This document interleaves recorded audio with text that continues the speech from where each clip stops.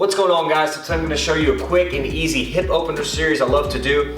Now this series is great for some tightness in the front of the hips, but just remember that, just because you have tightness in the area doesn't mean that stretching or flexibility is going to fix that. A lot of times it's a combination of things, so don't neglect proper strengthening to the area and the surrounding muscles as well. So let's get started with the hip openers.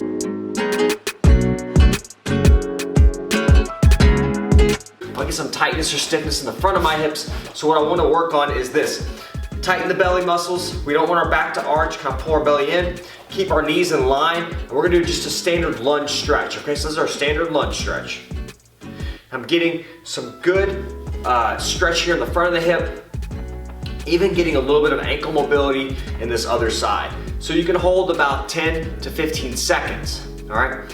Now we're gonna work on opening up the hips a little bit more. We're gonna take this leg, we're gonna kind of point it out at 45 degrees. Now by doing that, we're gonna elicit a little bit of a different stretch onto the hip capsule and also into the groin. Now, the important thing here is that your muscles don't run in one plane, they're kind of bowed and they run in different planes. So this is gonna get more avenues, more angles of the muscle fibers, so it's gonna be a more complete and more thorough stretch. So now we're gonna go outward. Now we're still getting a stretch in here, but I'm feeling a little more groin activation, a little more stretching there, okay?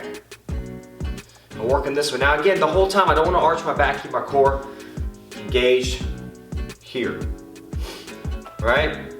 You can even go further. I'm at 45 degrees. You can go even further out. Point the foot, make sure the knee goes in line with the foot here, okay? So if you want to look at a different angle, this would be forward. And then if I go to 45 degrees, that means my hip is straight in front. 45 degrees is kind of a in-between point here. Working this way. Again, everything's going in line with that foot. Keeping my stomach braced there. I don't want to arch my back. And then you can go even further if you choose. Now the other variation that, the adjustment that I like to do is actually, everybody's seen kind of the world's greatest stretch, right? So we can even work on getting this position, working our diagonal, and working on taking our hand and then reaching out this way a little bit as well. Now you're adding a little bit of thoracic, spine, mid-back, a little bit of lower back, working on that tissue. You're going further.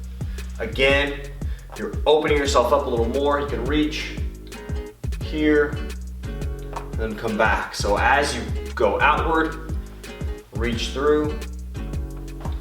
So that's the basic concept. You can kind of get fairly creative with it, working in different planes, but that's the most effective way. One thing that I've found that gives you a really good and solid stretch or solid mobilization to an area is to go at it from different angles. That really, really helps because our muscles and our tissues are not in just one linear path. Our muscles kind of bow and move in different planes. So it's important, if you want to get a good and thorough stretch or a mobilization, you want to kind of work from different angles so that it's a more complete mobilization that way. So guys, that's it. This is a go-to of mine before, before training. I like to be more dynamic with it, so 10, no longer than 15-second holds. I'll incorporate a reach, and I'll work in those planes. So find where you're tightest and then go from there. I think it'll help you out. So, all right guys, that's it. See you next time.